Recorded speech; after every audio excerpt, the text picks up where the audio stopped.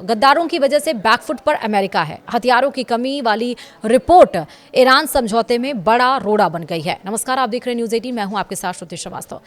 अमेरिकी राष्ट्रपति Donald Trump ने ईरान की जारी सैन्य तनाव के बीच हथियारों के घटते भंडार को लेकर लीक होती खबरों पर नाराजगी जाहिर की है। ट्रंप ने इस हफ्ते हुई कैबिनेट मीटिंग और मह हथियारों के भंडार से जुड़ी गोपनीय जानकारी मीडिया तक पहुंचाने वालों के खिलाफ कड़ी कार्रवाई की बात कही है। उन्होंने ऐसे लोगों को देशद्रोही बताया है।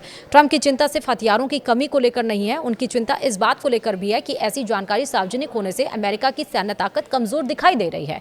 अमेरिकी अधिकारियों के मुताबिक ट्रंप को कई महीनों से हथियारों के भंडार से जुड़ी संभावित समस्याओं की जानकारी थी, लेकिन ईरान के साथ तनाव के निर्णायक दौर में यह दुनिया के सामने आने से बेहद नाराज है। ट्रंप ने ट्रुथ पर किए अपने सोशल मीडिया ट्रुथ पर भी अमेरिकी हथियारों के भंडार को लेकर सामने आ रही रिपोर्टों का बचाव किया है। उन्होंने कहा है कि अमेरिका के पास खासतौर पर कुछ तरह के हथियारों की बड़ी मात्रा मौजूद है।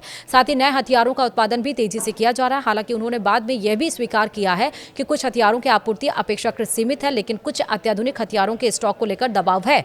अमेरिकी हथियारों के भंडार को लेकर सबसे ज्यादा चिंता एयर डिफेंस सिस्टम की मिसाइलों को लेकर सामने आई है। वहीं CNN के मुताबिक युद्ध शुरू होने के बाद अमेरिका ने अपने थर्ड मिसाइल भंडार का करीब 80% हिस्सा इस्तेमाल कर लिया है। वहीं पेट्रियट इंटरसेप्टर मिसाइलों के स्टॉक में भी लगभग 50% की कमी आई है।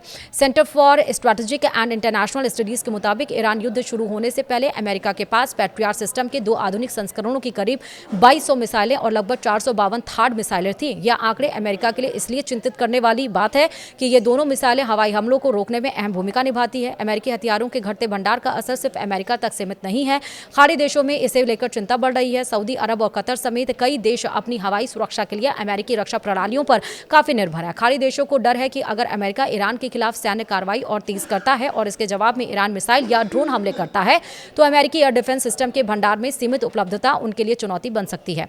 ट्रंप पहले भी अमेरिकी हथियारों के घटते भंडार के लिए पूर्व राष्ट्रपति जो बाइडेन प्रशासन को जिम्मेदार ठहरा चुके हैं। उनका आरोप है कि बाइडेन प्रशासन ने यूक्रेन को बड़ी मात्रा में हथियार भेजे, जिससे अमेरिकी स्टॉक पाइल पर दबाव पड़ा। लेकिन गाजा और यूक्रेन युद्ध के दरमियान अमेरिका ने इजराइल और यूक्रेन को बड़े पैमाने पर हथियार और मिसाइलें उपलब्ध कराई हैं, जिसके चलते उसके रक्षा उद्योग और हथियार भंडार पर भारी दबाव पड़ा है। फिलहाल अमेरिका की प्रशासन अब रक्षा कंपनियों से हथियारों को उत्पादन बढ़ाने के लिए कह रहा है। ट्रंप ने इसके लिए सैन्य हथियार बनाने वाली कंपनियों से मीटिंग भी की है और इससे पहले मार्च में भी ट्रंप ने रक्षा कंपनियों के प्रमुखों के साथ बैठक की थी।